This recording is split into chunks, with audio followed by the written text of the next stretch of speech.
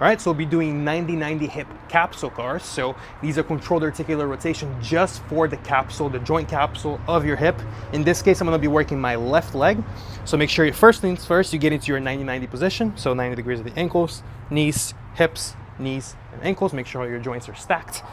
What we're gonna do here is we're not necessarily gonna get into any end range, but we're gonna move the hip joint in all its accessible range of motion while in this 90-90 position. So you're gonna be working the trail leg the whole time.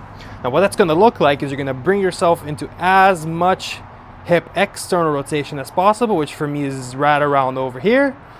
And you're gonna slowly come back into hip internal rotation until you reach the floor. And if you want, you can even maximize end range of hip internal rotation by bringing your foot a little bit higher and reverse that process.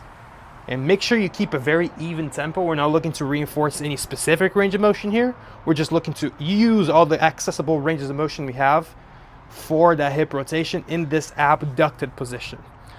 So the 90-90 position allows us to work the hip capsule while biasing hip abduction. Good. Another variant you can add to this, which is going to bias hip internal rotation more, is by bringing your belly button to face the trail leg, the back knee, and this is going to make it even harder on that internal rotation. So the external rotation portion may get a little easier because now we're bringing our pelvis with that hip joint, but now the internal rotation is going to be a lot less mobile. I can't even get it up from here. So play around with it. Make sure you find the range of motion that works for you. The more ranges you can work, the better. And obviously follow the intensity prescribed in your program.